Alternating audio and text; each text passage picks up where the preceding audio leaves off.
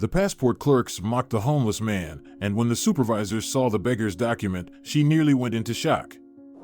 July had turned out to be exceptionally hot this year.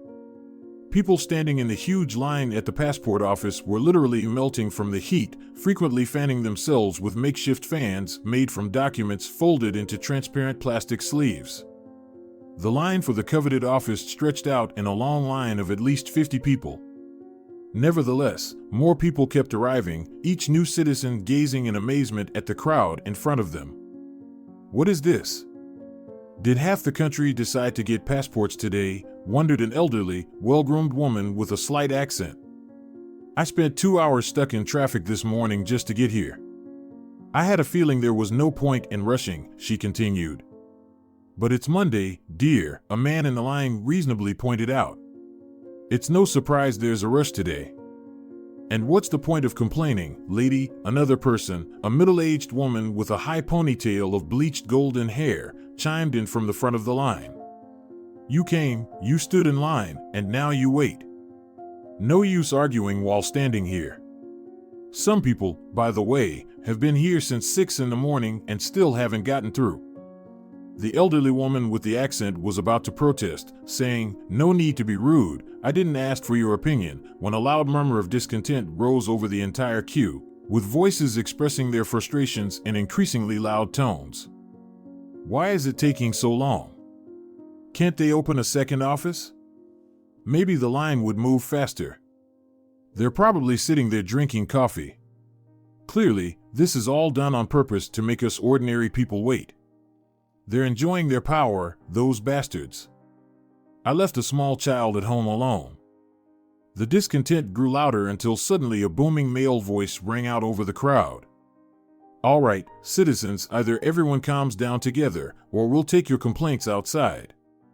No need to make a racket here. The chorus of discontented voices immediately began to subside, almost entirely dying down as if on command. The storm seemed to have passed, with only occasional low murmurs of dissatisfaction drifting through the line. That's better, Martin Gill, the passport office security guard who owned the booming voice, nodded approvingly. This is much better, otherwise, it's hard to breathe and everyone's getting rowdy. Martin stood at the entrance of the building, lazily scanning the crowd behind him while keeping a close eye on the newly arrived visitors. He had long since lost interest in his job per se, so he performed most of his work functions on autopilot. Right now, all he wanted was for this workday to end quickly so he could get home, where his hungry Persian cat awaited him with great affection and a loud purr. I need to pick up a couple of pouches of wet food for Axel on the way back, Martin thought dreamily when he noticed a disheveled-looking man, around 45, entering the passport office with a hesitant gait. Martin had learned over the years to identify problematic visitors by their appearance alone. The newcomer looked odd, his face unshaven, with stubble that must have been there for weeks. However, he couldn't be called a complete vagrant. He didn't smell unpleasant, and although his clothes were tattered in places, they looked washed and neat. He resembled a poor pensioner struggling to survive in a huge metropolis rather than someone who had completely fallen to the social bottom. Lazily extending his right hand, the guard blocked the beggar's entrance. The man stopped but continued to shuffle in place, peering over the shoulder of the tall, uniformed man. "What do you want, beggar?" Martin asked, stretching the words out slowly. The heat had taken its toll on the guard, and he was now trying to adjust his tight uniform collar with his other hand, which was drenched and darkened with sweat. There were no air conditioners in the building because the old ones had long since broken down, and new ones hadn't been installed yet. "Well, son, I need to get my passport renewed. Mine is completely worn out. It got wet. I dropped it in a fountain, you see. The heat is terrible. I wanted to wash my face with clean water from a fountain in the park, and, well, there you go." To prove his point, the man pulled out a worn and stained document from his old jacket pocket and showed it to Martin. The security guard glanced briefly at the passport. The photo was indeed quite blurred. The face of the requester was almost unrecognizable, though the name and surname, though somewhat smudged, were still relatively intact. It seemed that the poor man was telling the truth, but his story, though realistic, was told with some hesitation, as if the vagrant himself doubted his own words. "I don't know, man, where you saw a clean water fountain in this city, but you should come in quickly," Martin finally said after a moment's thought. "Whatever. Get in line. You need to go over there." The guard waved his hand towards the far end of the hall, where the long queue of waiting people curved around. The homeless man thanked Martin and shuffled inside. "But you know, buddy, we're about to take a break soon. You should come back in an hour or two. You're just wasting your time standing in this line," the guard said mildly as he waved the man off. No, it's okay," the man replied with a smile. "I'd rather wait now, otherwise, there will be twice as many people later." Martin shrugged, thinking, well, I've warned him. I'll just grab some grapes for the evening during my break. 40 torturous minutes later, which the homeless man spent in line, gasping for almost non-existent air, exactly what the guard had predicted happened. When the line finally reached the beggar and he approached the door of the coveted office with timid hope, both clerks suddenly fluttered out like a flock of chirping birds. "All right, everyone. We're on lunch break. Come back in 45 minutes, one of them shouted abruptly before putting the office keys into her purse. "Wait a minute, ladies," the beggar said in disbelief, standing there with his soaked passport in hand. "Your sign says the break is exactly at 3:20, and it's only 3 o'clock. There are still 20 minutes until lunch." "What's that to us, mister?" The second clerk interrupted him rudely. "You wouldn't believe how we've been suffering all morning with you migrants and bums. We'd have left 40 minutes early if it were up to us. It's impossible to breathe in here." "Hey, no way, ladies, this isn't right," the beggar risked raising his voice. "Sure, there's no air here, but we're all suffering the same way standing in line. It's not our fault. And according to the law, I still have 20 minutes to exchange my passport. You're refusing to do your jobs. Do you understand that?" The man glared angrily and bewilderedly at the clerks. For added effect, he shook his soggy document in front of their faces. "Look at that, Charlotte," the first clerk squinted. "A bum trying to flex his rights. Pathetic, I actually have the right not to serve you." "Please refrain from insulting us," the man said angrily. "What do you mean you have the right? Why is that? People, am I wrong?" The beggar addressed the crowd, and murmurs started up again. At first, it was quiet, but then it grew louder and louder. "He's right," someone defended the beggar's honor. "According to the protocol, you're supposed to work for another 15 minutes, and yet you're just running off. We're left hanging here for almost another hour. You have no conscience. And why are you belittling us with your terms?" A male voice with an Eastern accent came from the line. "Yes, I'm a migrant." "So what? Are we not people? Why are you putting us on the same level as bums? And what right do you have to insult this man?" The crowd grew more agitated, and eventually, the head of the passport office emerged from the adjacent room. A tall, stately woman in her early 40s, she approached the homeless man and the arguing clerks with deliberate steps. Surveying the entire scene with her stern blue eyes, she asked, "Gentlemen, what's going on here? Why the commotion during working hours?" The first clerk, who had started the argument with the beggar, immediately spoke up, blocking the view of the unfortunate man. "Beatrice Goldman, there's chaos here. This man is sabotaging everything. Because of him, Vivian and I can't go on lunch. Please explain to everyone how things work here." Beatrice Goldman gave a disapproving look first to Charlotte, then turned her gaze to the large round clock on the opposite wall. "You're leaving quite early, girls. I told you we work until 3:40 today, then we go for lunch. Look at how many people are here. Beatrice, but my stomach is already growling, and I'm feeling faint," Vivian tried to play on sympathy. "You don't want us to lose consciousness in the middle of the workday. It's so stuffy. And what about me? How do you think I'm working?" Beatrice retorted. "Fine, you can both go now, but we'll have a serious talk in the evening." And don't you dare leave half an hour early like you usually do. Both of you. You'll stay until the last person, understand?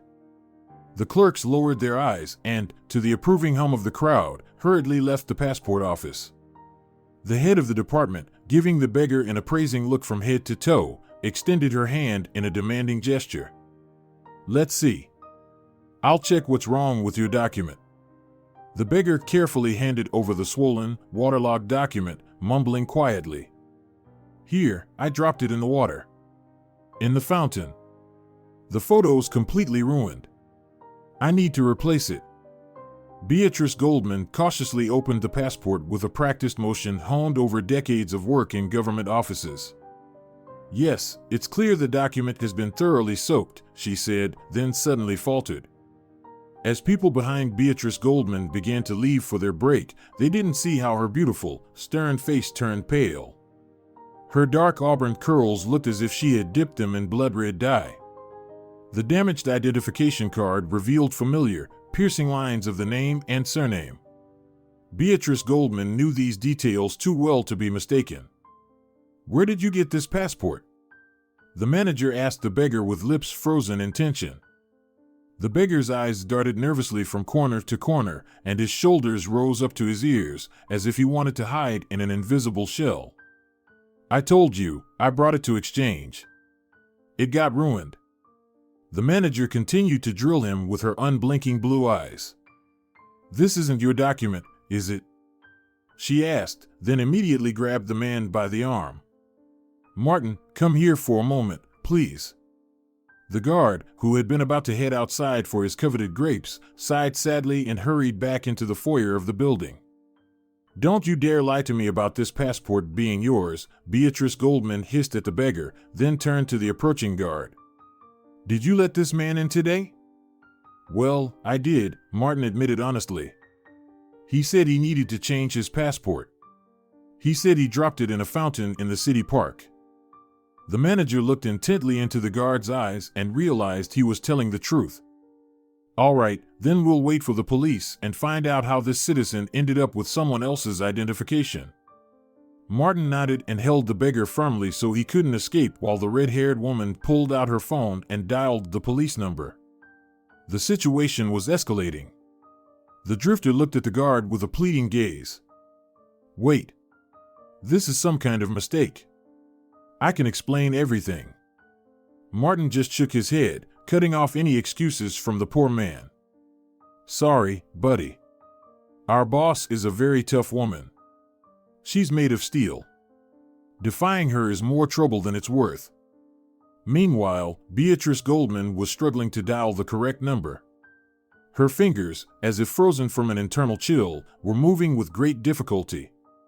At that moment, she was overwhelmed by a wave of memories from her own past. Events flashed before her inner eye in vivid, painful images, as if her memory had suddenly transported her back 5 years.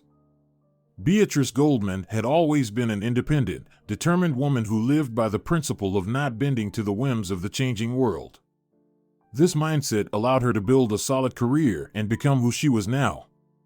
Born in a large city to a middle-class family and civil servants, her mother, Diane Goodman, worked as a designer at a light industry factory throughout her life. Her father, Frederick Hawkins, served in the police until his last days, heroically dying on duty and rising to the rank of lieutenant colonel. Beatrice grew up as a smart and beautiful young woman who always understood the value of money. Although her parents lived comfortably, they never used their positions for personal gain. Her father held a deep disdain for bribery and corruption, never tempted by large sums that could be obtained easily but not always legally. Unlike many of his colleagues who engaged in such practices, Frederick stayed away from all kinds of shady dealings. His oath to uphold the honor of his uniform was never empty talk. He tried to instill these values in his young daughter, explaining why they never had and would never have the wealth some of his colleagues possessed. Remember, Beatrice, conscience in our police work, and in any work, is the most valuable currency. Once you exchange it for pleasure and a few extra bucks, you can never get it back and you won't be able to stop. The worm of greed will keep gnawing at you more and more until you perish in avarice and gluttony. Beatrice remembered her father's teachings well and managed to apply them correctly when it was her time to lead the passport office. At that moment, the young woman tried to live according to the values taught by her beloved parents. When Beatrice turned 18, she was already studying at university, learning the basics of sociology and psychology. Like Frederick, Beatrice wanted to dedicate her life to social service, but under her mother's persuasion, she chose a more peaceful path of helping people rather than entering the police academy. She was in her third year when she and Diane Goodman were informed of the tragic death of their husband and father. Beatrice immediately suspected something was amiss and even wanted to conduct her own investigation. However, her mother prevented her from doing so. Both understood that the death of a lieutenant colonel, especially one fighting corruption within his department, could very well have been deliberate. It could have been orchestrated by people much higher in rank than her father, and delving into a snake pit, risking their lives, was too much for Frederick's wife. "It's enough that we suspect the truth, Beatrice," Diane tried to calm her rebellious daughter. "Understand, darling, what's the point of going out and declaring to everyone that your father was killed? You know nothing will change.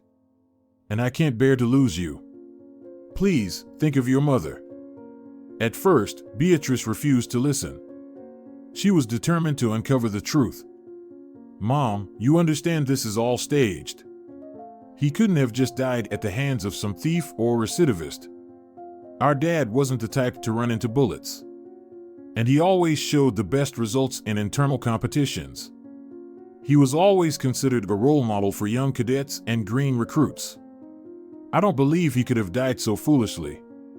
Especially since Dad himself said a couple of months before that General Anderson was involved in a major scam with banned substances, and he would never be able to wash himself clean once Dad gathered all the evidence against him.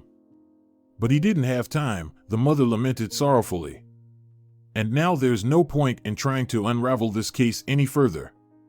Beatrice, you're not in the police, you're a sociologist. They'd destroy us in no time if the truth came out even a millimeter. We shouldn't get involved, daughter, we shouldn't.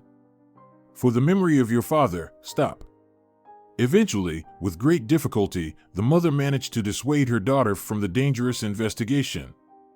However, Beatrice remembered for life the pain that filled her mother's eyes every time her father's heroic death was mentioned. At that moment, the girl promised herself that she would never let anything like that happen in her life, no matter what she became or what she did professionally. She graduated from university with honors. Almost immediately after completing her studies, Beatrice managed to get a job in the very passport office she now headed.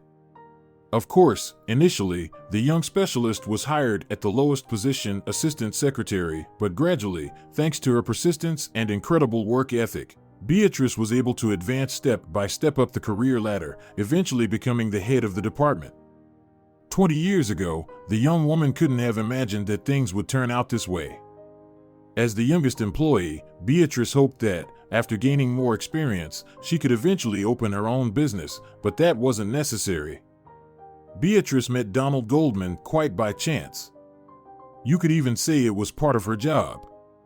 The man came to the passport office to process some documents but couldn't immediately reach the right specialist. As a result, he had to spend a whole 2 hours in the office with Beatrice. The young people struck up a conversation, and Beatrice learned that their difficult client was a young, successful businessman whose local products had been enjoyed by the entire city for several years. The thing was, Donald's father owned a well-known meat factory in the capital and was somewhat of a sausage king. After his death, his son decided to undertake a global rebranding of the company, aiming to reach a larger market where their brand's products could be afforded by all layers of society. Donald's plan succeeded, and soon his sausages, along with hot dogs and frozen convenience foods, were known and loved not only in his home country but also throughout the neighboring countries. Donald was a few years older than Beatrice, but that didn't stop them from continuing their relationship in an unofficial setting. They initially began dating modestly, going to the theater or visiting contemporary art exhibitions. About 6 months after their cultural romance began, Donald proposed to Beatrice, presenting her with a ring during a formal dinner they enjoyed together at one of the city's best restaurants. The businessman was completely captivated by his future wife's unique, slightly aloof, yet steadfast and reliable character. He often compared Beatrice to ancient Scandinavian warrior women and, during especially tender moments, would call her his Valkyrie. Beatrice didn't mind such comparisons, as she was well versed in Viking history and genuinely believed that her nature had some traits similar to those beautiful northern warrior women. The wedding was not so much lavish as it was stylish and meaningful.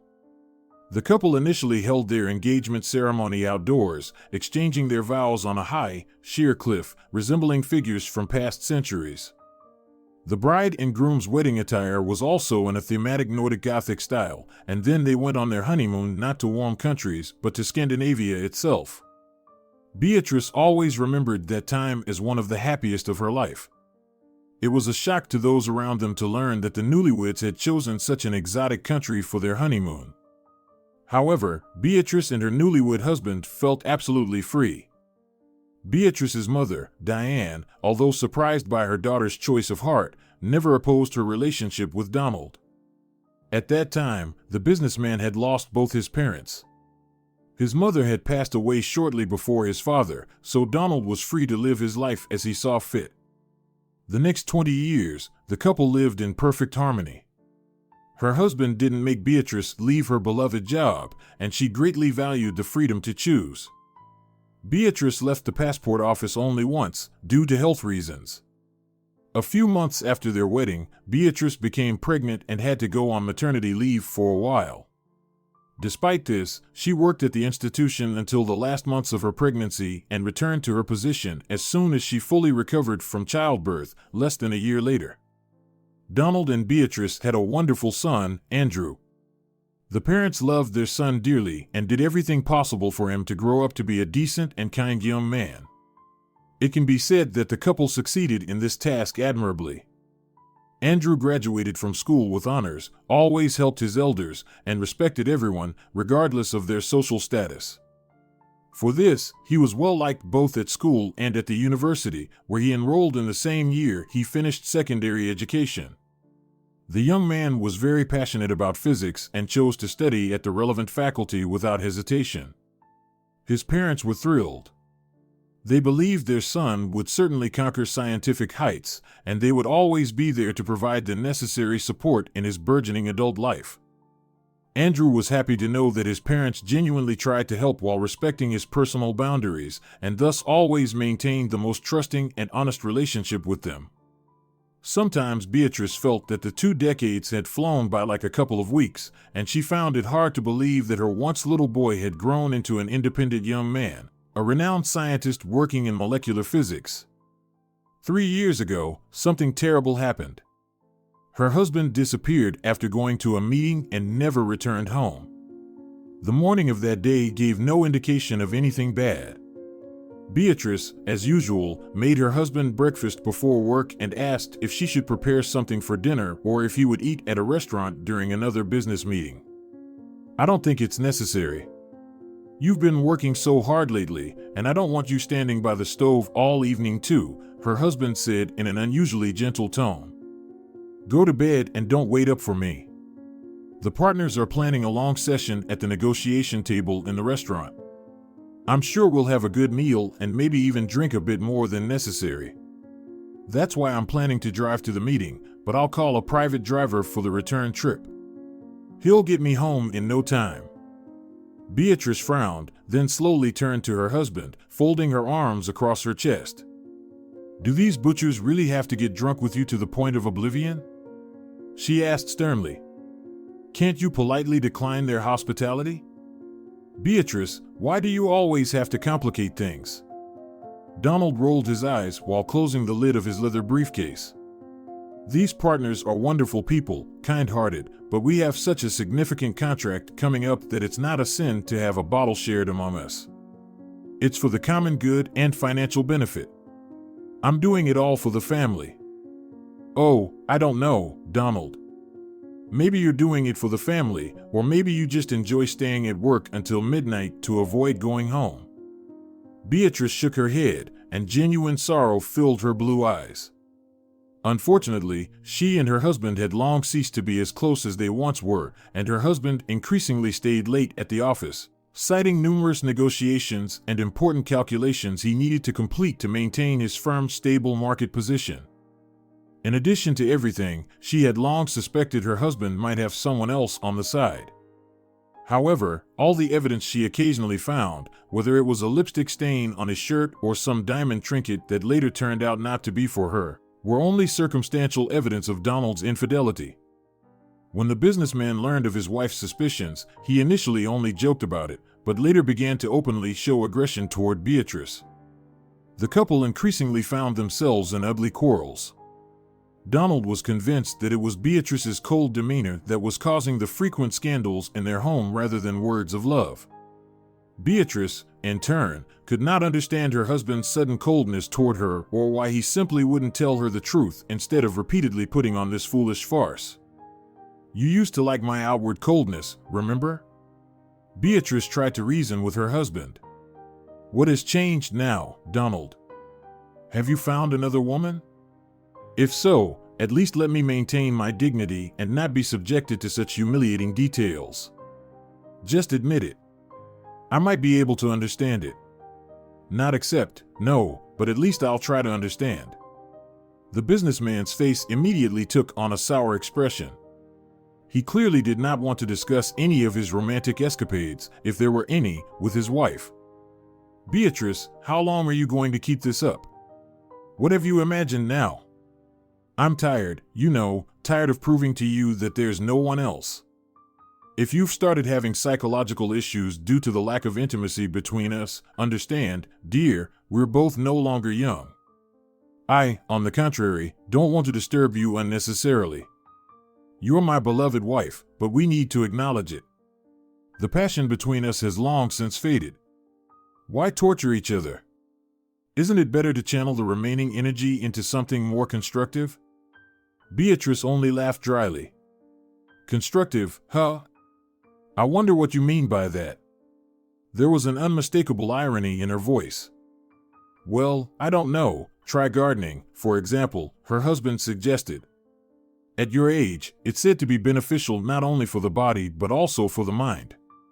It seems you've become overly suspicious in your passport department.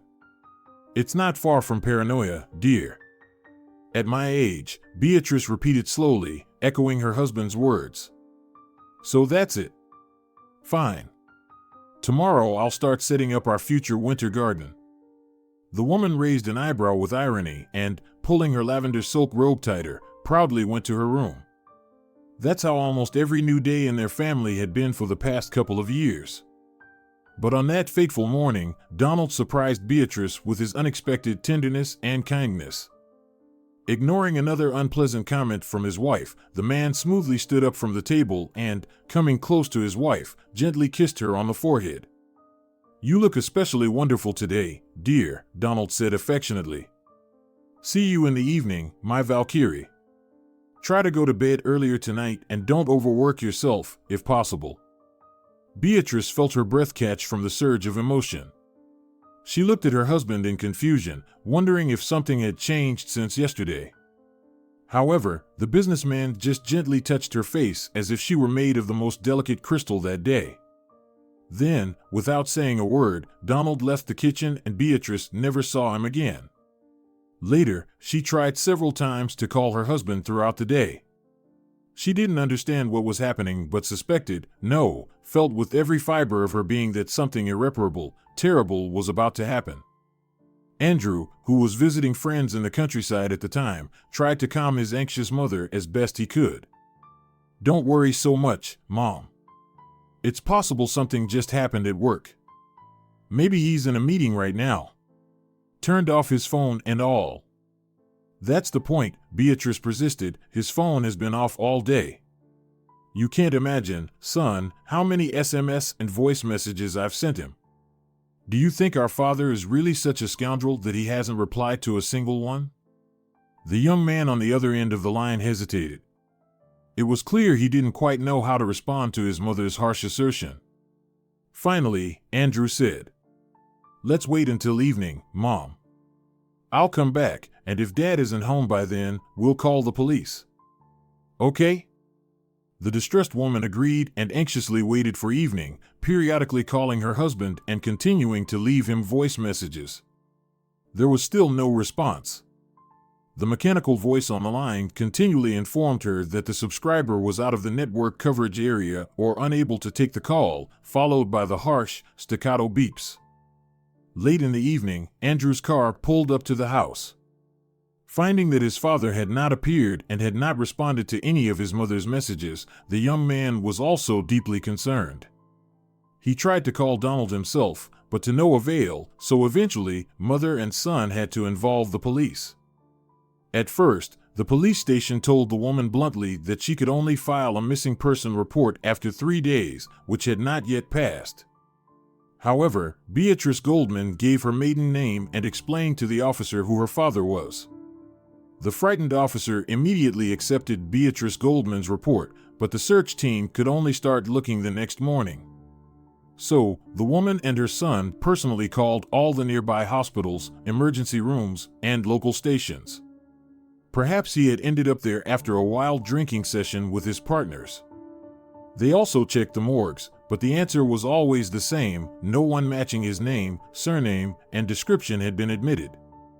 3 days later, while the search was ongoing, Beatrice Goldman felt as if she were walking on hot coals. She had never believed in intuition, but here she felt an inexplicable surge of despair, as if she sensed deep down that it was all over and that the search would only bring pain and disappointment. Finally, Donald's car was found. It was stuck between sharp rocks and a powerful river current in a ravine. However, no body or even signs that the man had been driving that day were found. Divers scoured the entire river area, including the mouth and deep riverbeds, but found nothing. Beatrice couldn't believe that she wouldn't even be able to give her husband a proper burial. The police told her that her husband's remains might have been carried very far away. The current in those places was particularly strong and fast.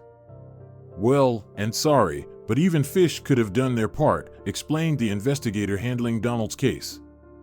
And you know that your husband was carrying a substantial amount of cash that day? Tearful Beatrice Goldman dabbed her red eyes with a handkerchief before answering. Yes, I knew. He was supposed to finalize a major contract with his partners that day, the woman nodded. As far as I know, it was about buying a license for producing dry-cured sausages using a unique recipe. My husband wanted to buy this recipe, so he took the agreed amount of money with him. The investigator grunted approvingly. But there was no money in the car, just like there was no sign of your husband at that business dinner with the partners. Beatrice looked at the police officer in confusion. We suspect that your husband might have been the victim of a robbery, possibly even a premeditated one. Businessmen from Chelyabinsk also lost track of Donald that day. According to them, his phone stopped responding around. The investigator checked the case materials. Around 2 p.m., yes. Since then, no one has seen him. Beatrice Goldman sat as if struck by lightning.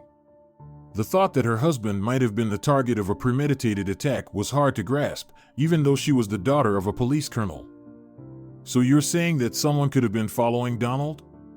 The woman whispered, full of fear, cautiously asked the investigator. Anything is possible, he nodded. We're currently trying to find out if any of the partners might have had a grudge against your husband and whether he had any enemies at all. The investigation lasted another 3 months before it was finally closed due to lack of evidence. No one could understand where the middle-aged businessman had disappeared, except that he might have been robbed and then killed, with the car dumped into the river to hide the traces of the crime. All leads in the Goldman case were exhausted, and the unfortunate widow was left with no choice but to arrange a modest farewell ceremony with an empty casket. Many people came to say goodbye to Donald, mostly colleagues, subordinates, and some old family friends. At that time, Beatrice involuntarily found herself subconsciously viewing each of these people as a potential perpetrator of her husband's fate.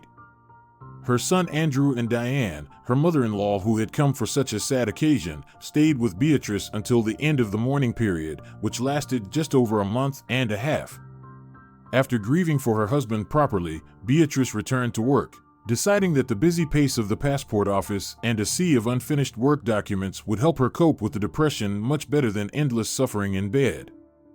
However, just a couple of weeks later, Beatrice faced a new ordeal. This time, to her greatest sorrow, her mother passed away. Diane Goodman suddenly had a stroke during the night, and since she lived separately from her daughter in her old apartment, Beatrice and her grandson only learned of it a few days later when they came to visit the elderly woman. Apparently, the stress related to the tragic death of her son-in-law and concerns about her beloved daughter's emotional state had a severe impact on her mother's health. Beatrice Goldman was now left completely alone in this world. Her only solace came from her dearly beloved son Andrew and her work in the passport office. Her soul seemed to be utterly drained by grief and a series of dramatic losses of loved ones. Understanding that his mother would need maximum support, Andrew moved back into their shared home, and now Beatrice Goldman shared her beautiful mansion with her only remaining family member. Soon after these events, the woman was promoted to head of the passport office, and Beatrice took up her duties with special zeal and professionalism, fully aware of the responsibility entrusted to her by the state. As an independent woman, Beatrice Goldman bought herself a small, but reliable and comfortable car, so as not to trouble her son with daily requests to drive her to work. As for the methods she used in her new role, Beatrice strictly adhered to all the principles once taught to her by Frederick Hawkins: no bribes, no nepotism or favoritism at work, and no concessions or privileges for employees. Everyone was to receive documents through the same process and under equal conditions. Her honesty and uncompromising nature in shutting down any attempts to ingratiate themselves, whether from careless employees or their friends and acquaintances, earned her the solid reputation of the Iron Lady in the passport office. Beatrice knew about this, but was in no hurry to disabuse anyone of their opinion. "It's better if they're afraid of me than if they think they're entitled to everything here," she often thought. As for her personal life, it was more than complicated. With her demanding and critical nature, Beatrice found it difficult to find a suitable partner. Her unique and quite attractive appearance, even despite the years, and her unyielding Scandinavian character often repelled weaker men. She had yet to meet another man as formidable as her late husband, so after a couple of fleeting romances, Beatrice completely focused on her current work tasks and did not clutter her heart and mind with romantic nonsense. Everything was going well until today, when an event during lunch completely turned Beatrice Goldman's world upside down, causing everything inside her to become encased in a thick layer of ice. The passport brought into their office by a homeless man belonged not to someone else, but to her deceased husband Donald. Beatrice couldn't have imagined such a thing even in her worst nightmares. The past seemed to engulf her entirely, forcing her to repeatedly replay the tragic events that had already occurred. How could a document in her husband's name end up with this poor man? How could this even happen? Beatrice Goldman was determined to get answers to all these questions as quickly as possible. That's why she immediately grabbed the vagrant and called for security guard Martin. She needed to question the homeless man thoroughly about what had happened. The unfortunate man only looked pitifully at the boss and the large security guard, constantly begging him to let him go. "Please, please. Let me go. I haven't done anything wrong, I swear. Please don't call the police, for God's sake. I'm asking you again, where did you get this passport, you scoundrel?" The woman snapped at him and gave him a slight push. "If you don't tell me, I won't just call the police, I'll make sure you disappear from this world. Don't doubt it. Martin, take this charming fellow to my office. We'll have a heart-to-heart talk." Martin nodded, and within a few minutes, the vagrant was sitting on a hard plastic chair in Beatrice Goldman's office. The man's eyes were wide with fear. He was very scared of what this tall, red-haired woman, who now resembled an enraged fury, might do to him. "What's your name? I mean, your real name?" The boss began to question him closely, looking intently at the vagrant. "And don't think of evading my questions. I'll get to the truth today, you hear?" "Nicholas Jacobson," he said, raising his hands. "Please, just don't hit me. I've been suffering from kidney problems for years." The cold gaze of the boss promised nothing good to the vagrant. "So, what, Nicholas Jacobson, what do you do in life?" "Steal?" Beatrice Goldman asked with emphasis. The homeless man quickly crossed himself. "Oh, have mercy, ma'am. I've never stolen anything and don't plan to start. I'm an orphan. I got caught in a trap through my own stupidity." His words did not seem to convince the woman sitting in front of him. "An orphan," she said slowly, smirking. "So why do you, an orphan, take other people's identification documents without permission? Why are you trying to pass yourself off as someone else?" The vagrant, bowing his head, took a deep breath and began his sad story. Nicholas Jacobson grew up in an orphanage and had only recently become homeless. Although life in the shelter was difficult, his parents were ruined by alcohol, which is why he ended up there. Little Nicholas had never broken the law. He always behaved in a reserved and polite manner, for which he occasionally got reprimanded by much bolder boys. When the time came to graduate, the young man, already well versed in various mechanisms, decided to enroll in college to become a locksmith. He succeeded brilliantly. Becoming the best in his course and receiving a legal room from the state, Nicholas started leading an ordinary, normal life. He got a job and began repairing various locks and doors, spending his free time on self-improvement and studying new trends in his profession. Nicholas hoped that in a couple of years he would be able to try his luck by getting a job in a prestigious workshop or company specializing in door locks and related locksmith mechanisms. There, he would earn money. Naturally, private companies paid more than his current job, and perhaps he would eventually open his own small business. What a success that would be, a real businessman. In such rosy dreams, the man spent several years, gradually moving closer to achieving his main goal, opening his own workshop. At the same time, he met a wonderful woman. Amanda was very positive and easygoing. Nicholas quickly developed a romantic relationship with her. He was amazed at how, despite her tiring job, Amanda managed to cook a hot lunch or dinner after her shift and then spend time with her beloved man, without showing a trace of dissatisfaction or complaining about her difficult day. Nicholas had been with women before, but never had he met someone so understanding. A year after they met, Amanda and Nicholas decided to formalize their relationship. They opted for a simple registration and a festive family dinner. Both were mature adults, over 30, and understood that the grandeur of the ceremony was not the most important thing. The most important thing was to love each other and treat one another with respect, as Amanda liked to say. The couple lived in peace and harmony for about 10 years. Everything was fine, except that they were unable to have a child. Amanda could not get pregnant. She consulted and was treated by various doctors and even went to see herbalists, but unfortunately, nothing helped. Being supportive of his wife, Nicholas also got checked by a doctor, but no serious issues were found on his side, just like with his beloved wife. Nicholas was at a loss. Why couldn't he and Amanda create a complete family? In a desperate attempt to change their fate, Amanda went to a monastery located in a remote part of the country. "I'll try, Nicholas, to seek God's advice there. Maybe he won't refuse to help us," Amanda explained to her husband, after which she kissed him goodbye and went to her room to pack. After a few months, during which Nicholas missed his wife terribly, he received a letter from the monastery. In the letter, his wife confessed that she intended to remain there permanently, becoming a nun. To say that Nicholas was in shock would be an understatement. "Apparently, we've sinned somewhere, Nicholas. Maybe in a past life, maybe in this one. But now the Virgin Mary has told me that I must atone for all our sins for the rest of my life, and we'll see what God decides. We might get purification, if not physical, then at least spiritual," his wife wrote. At the end of the letter, there was a note: "Send the divorce papers to me at the address provided.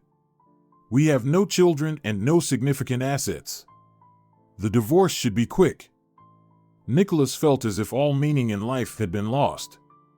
Naturally, he complied with his wife's request and then fell into a deep spiral of drinking. Not a day went by without him seeking solace in a glass of liquor. During this emotionally heavy period, the black realtors set their sights on him as their future victim.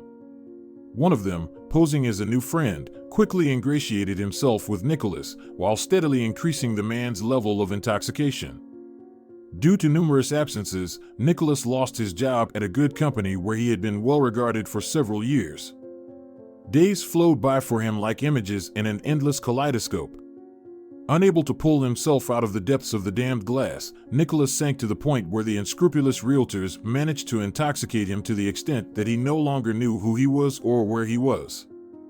It was then that the scoundrels tricked him into transferring his apartment to them. Their plan was to have the man give up his modest but nice two-bedroom apartment in a residential area of the city, and in return, they would buy him a comfortable, warm cottage in the suburbs.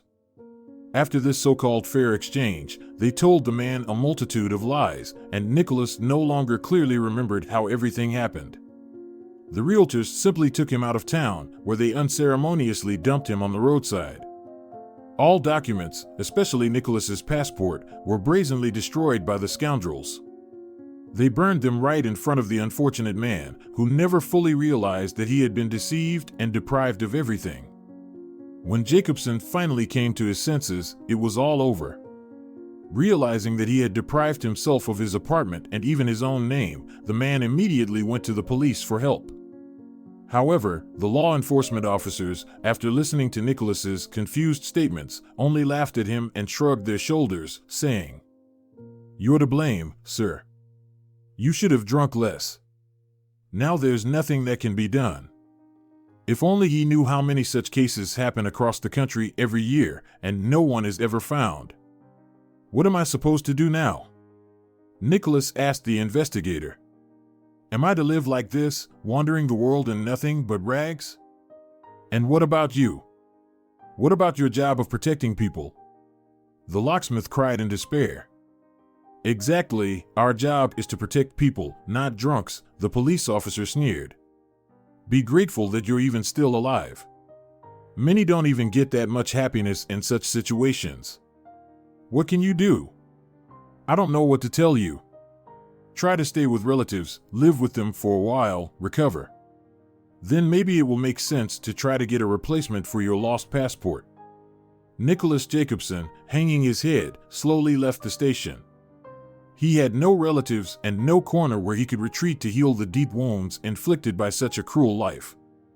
Since then, the locksmith lived on the streets for exactly 5 years.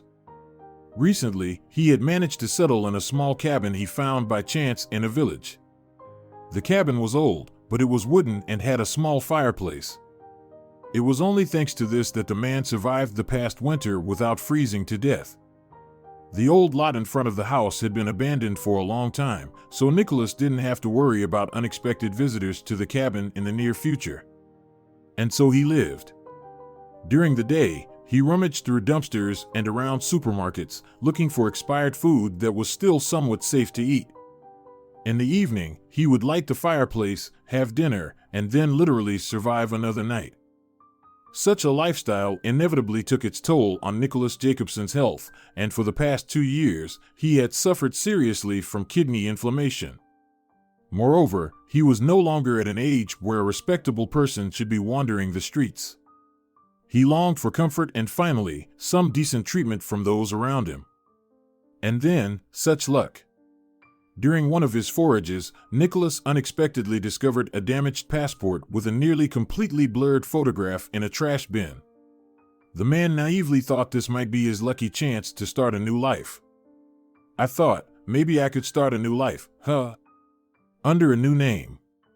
It seems that for the person whose passport this was, it's no longer needed, but for me, it's like a breath of fresh air, a stroke of luck. I may be someone else, but I'd still be a person, not just some rag," the locksmith finished his story, stumbling over his words from embarrassment. Beatrice Goldman looked at the homeless man attentively. It hardly seemed worth telling him that his dreams of living under someone else's name were more than naive. It was clear that this person was simply desperate and couldn't grasp that his actions were seriously illegal. "He doesn't really look like a typical vagrant," Martin, who had been standing by, thought to himself. "Well, yes, his clothes are old and worn, but they don't stink, everything is clean, and it even looks like he tried to iron them. Only God knows how. If he were completely hopeless, he wouldn't be behaving this way. It's clear that he's had a really tough time. However, the head of the passport department was not so optimistic. It's very touching, everything you've just told me, the woman said through gritted teeth, barely containing her anger. However, that doesn't change the fact that you have a passport that belongs to someone else. How do I know? Maybe you killed him. Oh, Beatrice Goldman, why are you being like this? The security guard unexpectedly defended the homeless man. Quiet, Beatrice Goldman snapped at Martin. I decide here who to believe and who not. And this young man I believe should be handed over exactly as intended. To a cell. The beggar almost cried, trying to plead for mercy from the stern chief. Why are you doing this to me, Beatrice Goldman? I'm not a bandit or a robber. I'm a citizen of my country just like you, and like him, the poor man nodded towards the security guard. If you don't believe me, I can show you where I found this passport, just don't turn me over to the police, I beg you. At these words from Nicholas Jacobson, Beatrice sharply clicked the pen and broke its cap. Could this be her real chance to find out what the hell is going on? Fine. We'll go now, and you'll show me where you found this passport, she agreed slowly. But if you try to run, I'll hand you over to the cops. I won't listen to any more of your whining. The homeless man nodded vigorously, and they set off together in her car to the village where the former locksmith was now staying in the abandoned cabin. Over there, that dumpster, Nicholas Jacobson pointed to a large, light green container standing in the private sector next to a neat but unremarkable two-story cottage. Are you sure? You're not lying to me? Beatrice Goldman asked, parking the car nearby. Why would I? I want to live freely, the homeless man assured her. A few minutes later, the woman stood on the porch, casting an icy glance at the wide wooden door painted a cheerful yellow. Well, let's see, Beatrice mentally instructed herself. It's time to find out who lives here. The woman slowly lifted her finger to the doorbell and then pressed it firmly several times in succession. Nothing, absolute silence. Beatrice Goldman was about to leave the porch and call the police to hand over the vagrant when the door behind her quietly rustled. Turning around, Beatrice saw a young pregnant woman. The protruding roundness of her belly clearly indicated that the girl was in the final months of pregnancy. She looked at Beatrice Goldman and her disheveled companion with suspicion. Well, what do you need? The young homeowner asked in an unfriendly voice. Beatrice opened her mouth to explain, but then thought better of it and said nothing. Instead, she took the damp passport of her husband from her summer jacket pocket. Opening it to the main page, the woman asked, This passport was found yesterday in the dumpster belonging to your house. Can you tell me where these documents came from? For a moment, Beatrice saw a flicker of understanding in the young woman's brown eyes. She knew. But in the next second, the pregnant woman turned pale and tried to slam the yellow door shut in the face of the unwelcome guest. Hey, no, darling. That won't do. The vagrant rushed to the girl and used his foot as a prop to block her from retreating inside the house. At that moment, a voice from deep within the cottage made Beatrice's insides freeze instantly. Miriam, are you almost done? Where have you disappeared to, dear? A second later, Donald Goldman, the husband of the head of the passport department, appeared on the porch. His wife, formerly a businesswoman and now the partner of the pregnant woman, was rendered speechless from shock. Donald, however, looked at the newcomer and her peculiar companion with an open, yet completely confused gaze. What's going on, dear? And who is this woman? He asked Miriam.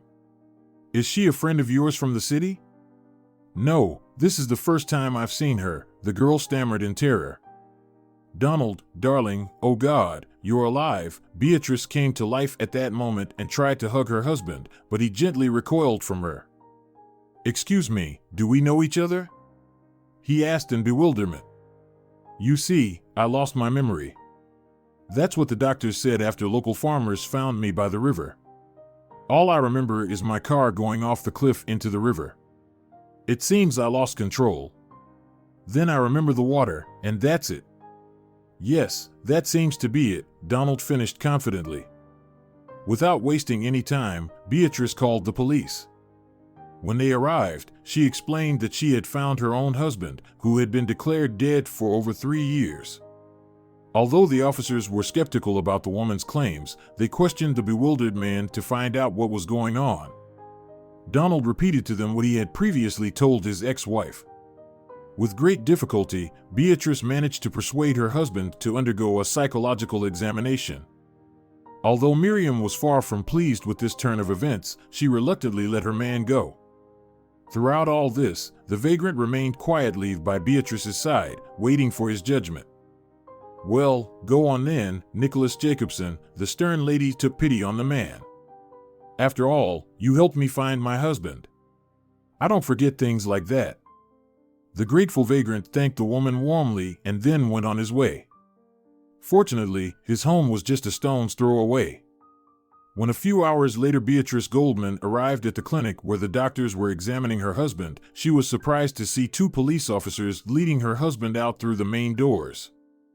Donald was handcuffed, and a sad-looking psychiatrist followed him. "What's happening? On what grounds are you detaining my husband?"